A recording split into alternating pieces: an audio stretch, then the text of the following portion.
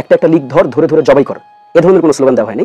স্লোগানটা আমরা চেঞ্জ করেছি এবং বাংলাদেশের পলিটিক্সে এই স্লোগানের ট্রেডিশনটাকে এবারই আন্দোলনে ভেঙেছে। স্লোগানটা যদি একটু পরিষ্কারভাবে আপনারা শুনেন, এখনো আপনারা চাইলে লাইক করতে পারেন, আই চ্যালেঞ্জ। স্লোগানটা হচ্ছে একটা একটা লিগ ধর, ধরে ধরে জেলে ভর। কাজে এখন রুবিন ফারহানা আপা আসলে যে ট্রেডিশনালি শুনতে শুনতে এই অভ্যস্ততা থেকে তিনি হয়তো এটা জেলটাকে হচ্ছে মানে ওই জবাইটাই শুনে ফেলেছেন। আরেকটা স্লোগান একটু কানে লেগেছিল, গোলাম আজমের বাংলায় আওয়ামী লীগের ঠাঁই। এটি নিয়ে আমি এটা বলতে ঠিক আছে, জাস্ট নোট রাখলাম। তো দেখেন, এটাকে আসলে এইভাবে করে দেখার সুযোগ নাই।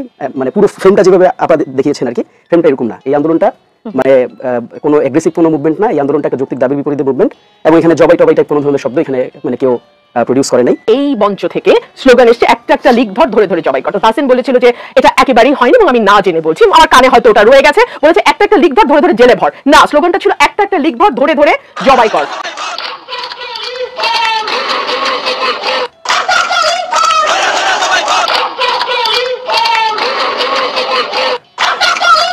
প্রচন্ড রকম অসহিষ্ণুতার যে চাষ, আমি জানি এটা কি শাহবাগ এলাকাটার সমস্যা কিনা জানি না, তাদেরই কেন জানি চরম অসহিষ্ণুতা। বিভিন্ন ক্লাস্টারের কথা বলছেন, এটিও কি সেরকম কোনো ক্লাস্টার থেকে এসেছে? আমি দেখেন, আমি একদম স্ট্রংলি বলতেছি এখনো, ঠিক আছে?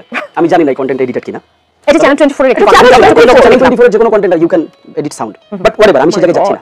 আমি দেখেন, আমি স্পষ্ট যেটা অফিশিয়ালি এন্ডোর্স করার একটা ব্যাপার আছে, আমি অফিশিয়ালি এন্ডোর্স করতেছি, যেটা অফিশিয়াল কোনো স্লোগান না। আমি কিছু বলতে হবে, আমাকে সুযোগ দিতে হবে। আপনি যেহেতু দেখিয়েছেন, ডেফিনেটলি একটা এভিডেন্স দিয়ে এসেছেন।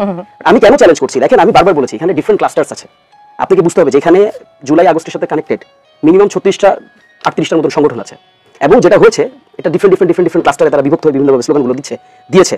তবে অফিসিয়ালি এই স্লোগানকে আমরা কেউ অন করি না। আমি জানি যে আপাতত এটাই জানতে চান যে আমাদের এই জাতি বা আমাদের এই সোসাইটি বা আমাদের এই জেনারেশন যেন এই স্লোগানটাকে অন না করে। আপনার কিন্তু মোটিভেট, আপনারা যে সমালোচনাটা করতেছেন এটা শুধুমাত্র যে আমাদেরকে মানে ডাউনগ্রেড করার জন্য সমালোচনা, এটা না। উনি চান না যে আমরা এটাকে অন করি। আমি এটাই একদম স্পষ্ট। কাজে আমি এটা ক্ল্যারিটি দিচ্ছি আপনাকে।